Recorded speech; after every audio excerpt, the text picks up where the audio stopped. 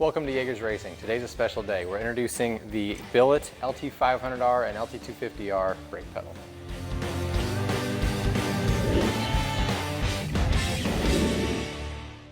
At long last, they're here. Not only do these look great, but they are quite literally half the weight of the outgoing pedal.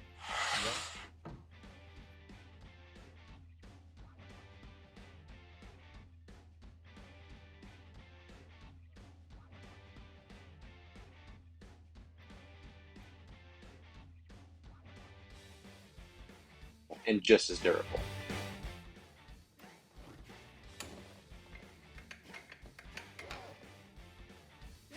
They all come fully assembled and with thread locker on all the hardware, and links in the description of this video for any replacement hardware you'd ever need. They also have the advantages of adjustable pedal positions and better ergonomics over the outgoing pedals. But of course, you can always adjust the pedal to your perfect position with the master cylinder adjuster. The 500 pedals fit all years of the LT500R, and more importantly, the 250 pedal fits all the years of the LT250R. Trust me, there were a lot of different pedals. All pedals have adjustable and replaceable teeth, and most importantly, each pedal comes with stickers.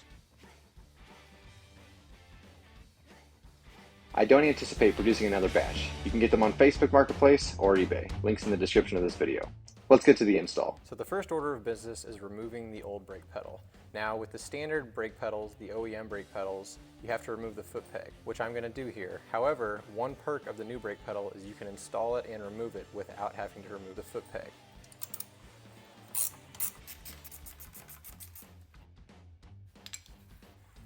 When it comes to removing this spring, one trick I've found is to use a hook of some sort as opposed to a needle nose pliers. You can use a needle nose pliers, but these hooks work extremely well.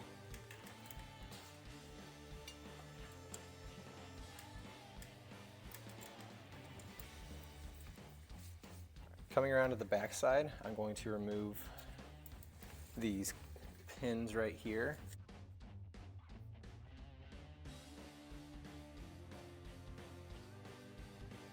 When it comes to installing the new brake pedal, it's very simple.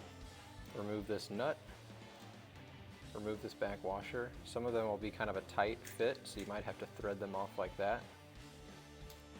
The most important part of installation is making sure you grease the face of the spacer that faces the back of the brake lever and then the brake lever itself. Also grease the bolt that goes through everything. And then simply insert the brake pedal. Put your backside spacer on. Might have to thread it on again.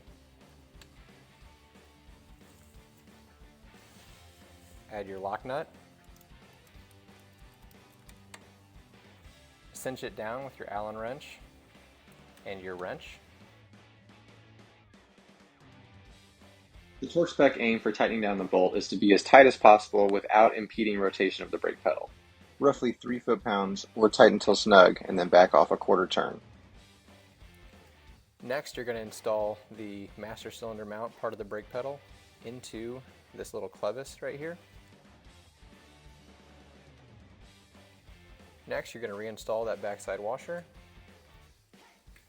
and reinstall the hairpin. And then the last part of installing the pedal is reinstalling the spring on the hook.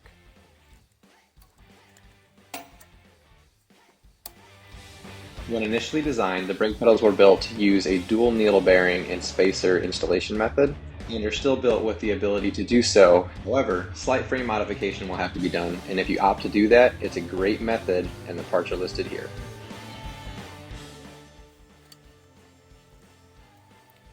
And there you have it.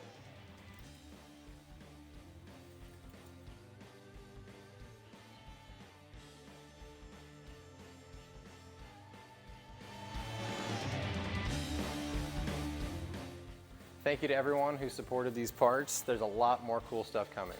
If you haven't already gotten one, the links are in the description below, and be sure to join the effort to make quad racers great again.